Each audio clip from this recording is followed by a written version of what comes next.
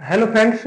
हम class 12th biology का chapter number 1 Pushpi पादपों में लैंगिक जन्म का अध्ययन कर रहे हैं। हम आज दूसरी क्लास लेकर आए हैं। इस कल वाली क्लास में हमने आपको बताया था कि जो पुष्प है और पुष्प के मुख्य भाग और सहायक अंग कौन कौन से होते हैं। जैसे हमने आपको बताया था कि जो पुंगंग है और जायंग है या किसी भी पुष्प के मुख्य भाग या जनन अंग है।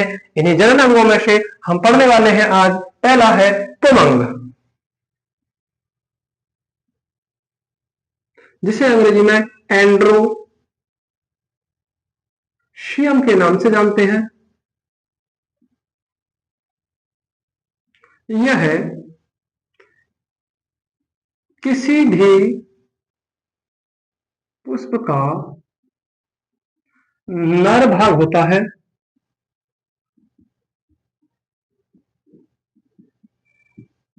इसकी इकाई को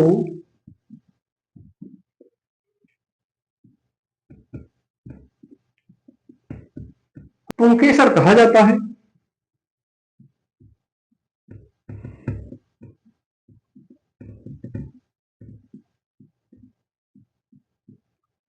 प्रत्येक पुंकेसर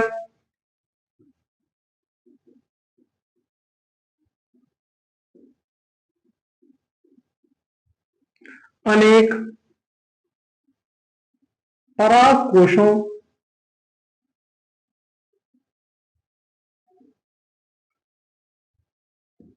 के मिलने से बनता है।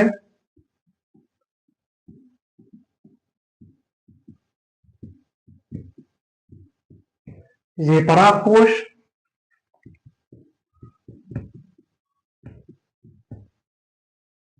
द्विपालित होते हैं।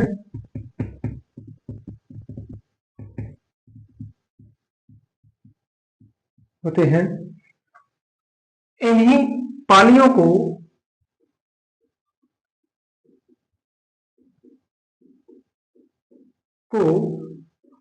पराग पुट या लघु बीजाणुधनी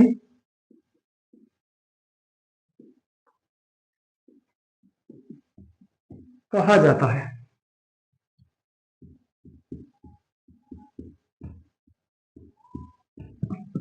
इन्हीं लघु बीजाणुधनियों के अंदर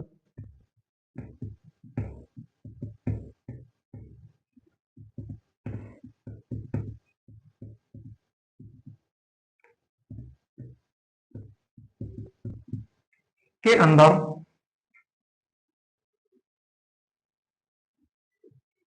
नर युग्मकों के रूप में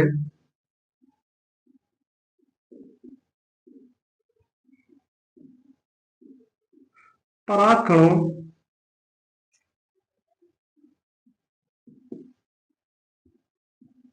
का निर्माण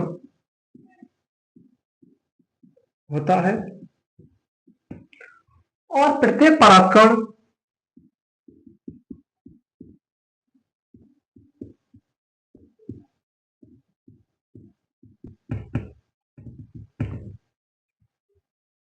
अगुणित होता है।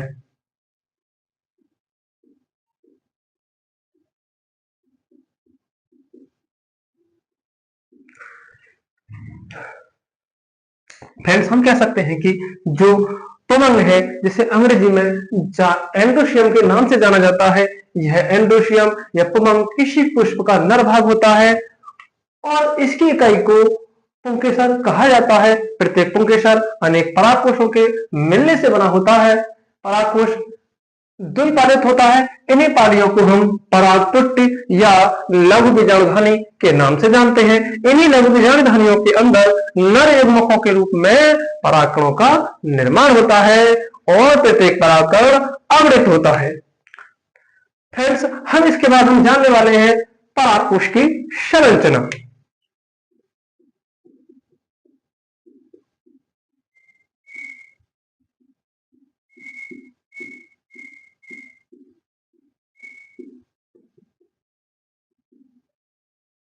फ्रेंड्स, परागकोश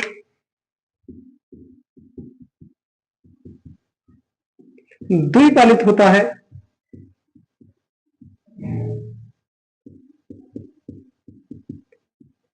और इन पालियों को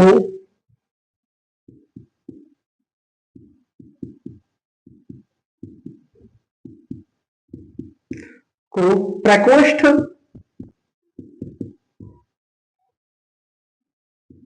भी कहते हैं।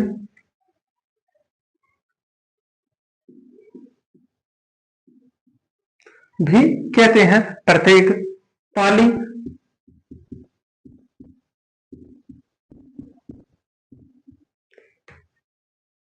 चतुष्कोणीय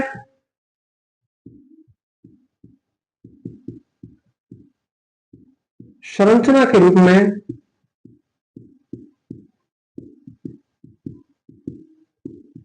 दिखती है। इन्हीं पालियों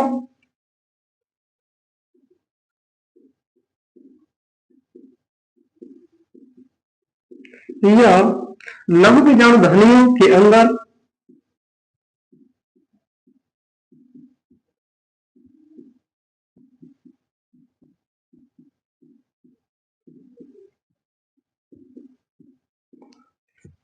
परागकण बनते हैं।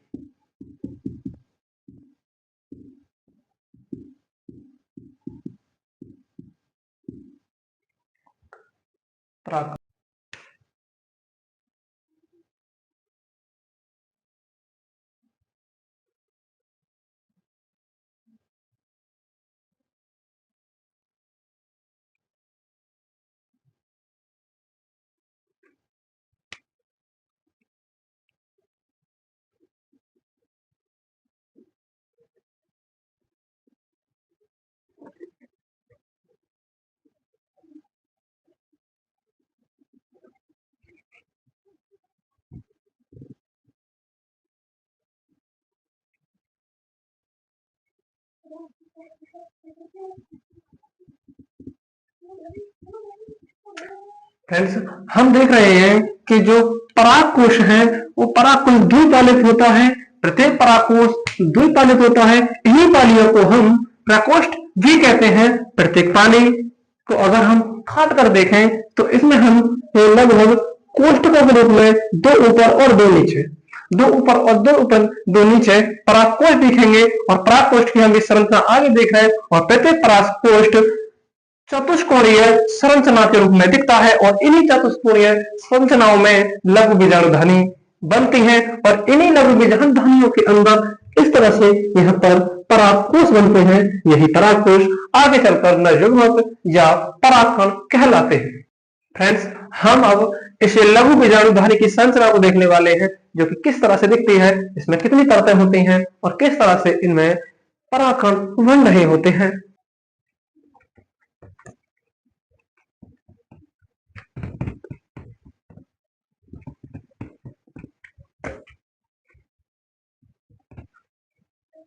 लघु बीजाणु ध्वनि की संरचना।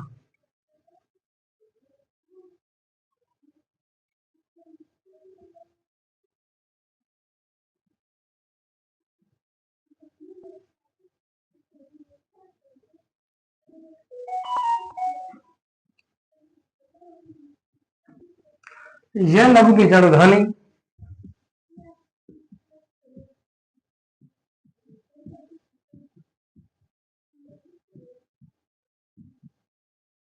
निम्न चार परतों से मिलकर बनी होती है।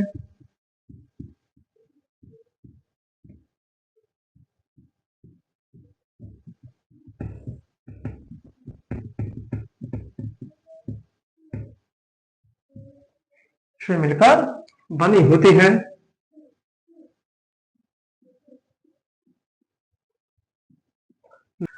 नंबर 1 बाह्य त्वचा,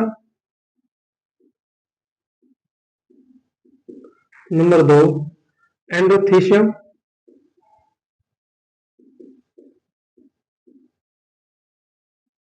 नंबर 3 मध्य परत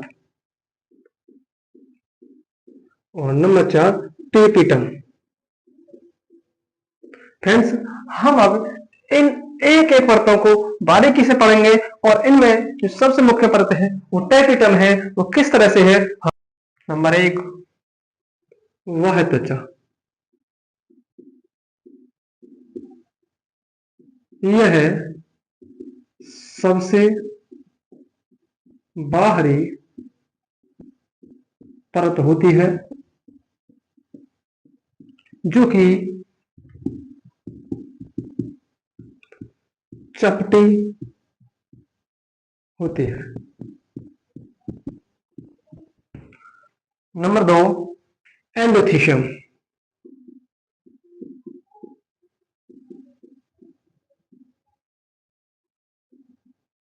यह परत दूसरी परत होती है, दूसरी परत होती है जो कि परागकणों के स्फुटन या फटने में सहायता प्रदान कराती है।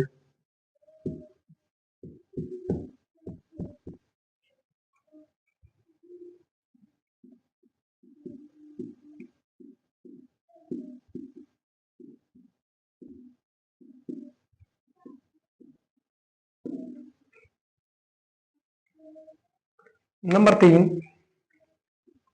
मध्य परत। यह 3 से 5 परतों से मिलकर बनी होती है।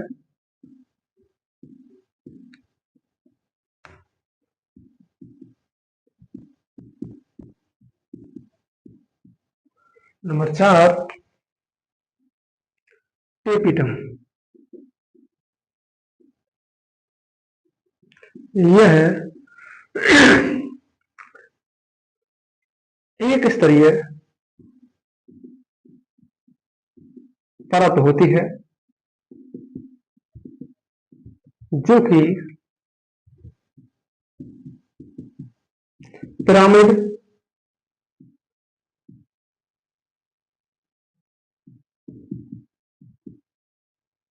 के आकार की दिखाई देती है।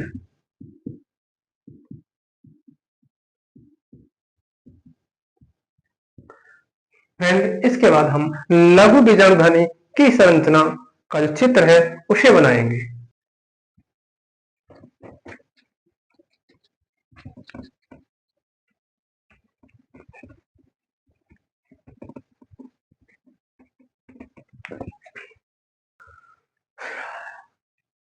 लघु बीजाणु ध्वनि की हम अगर संरचना को देखें तो वो कुछ इस तरह से दिखती है।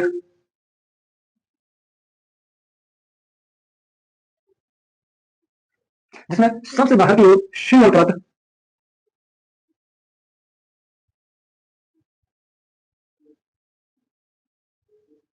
जिसे हम वाह्य त्वचा के नाम से जानते हैं, जबकि दूसरी परत में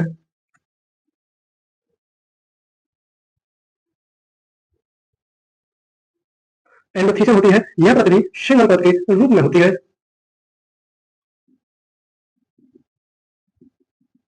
अगर हम इसके और अंदर की तरफ देखें तो तीसरी परत है जिसका नाम है टेपिटम। यह है 3 से 5 लेयरों की बनी होती है।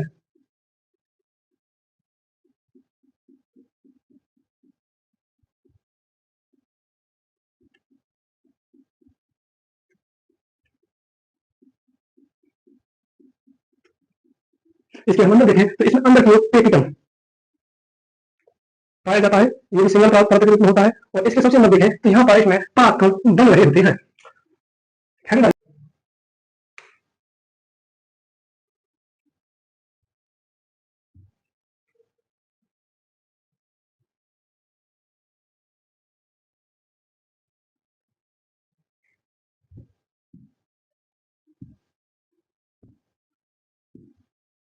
जी जो हमने संरचना बनाई है, ये लघु बीजाणु ध्वनि जो कि चतुष्कोणीय दिखाई देती है, उसी की संरचना को हमने यहाँ बनाया है। जिसके बाद फ्रेंड्स एक हेडिंग डाला है आप, टेपिटम के कार्य।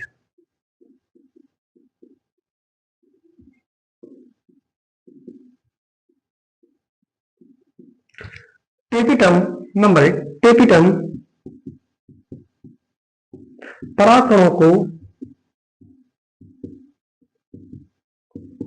को पोषण प्रदान कराता है।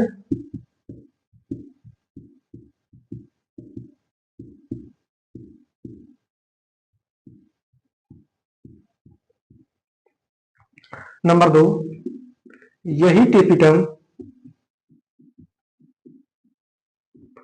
परागकिट का भी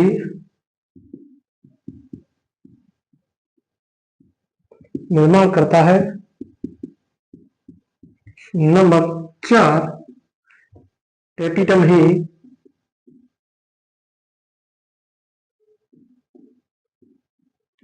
बसीय पदार्थ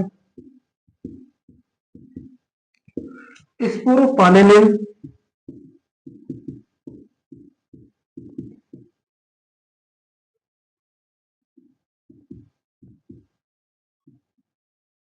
का भी निर्माण करता है।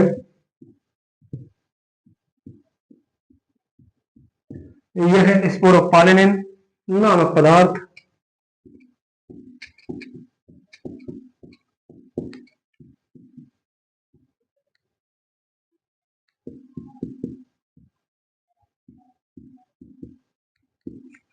परागकणों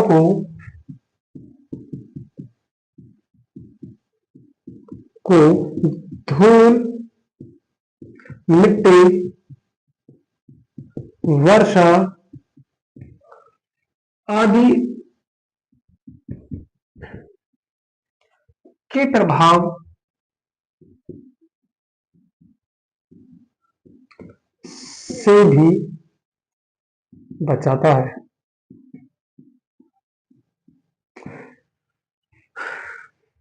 फ्रेंड्स, हमने आज तुम या जायन के बारे में बातें की हैं। फ्रेंड्स, आप बताएं कि हमारी आज की क्लास आपको कैसी लगी।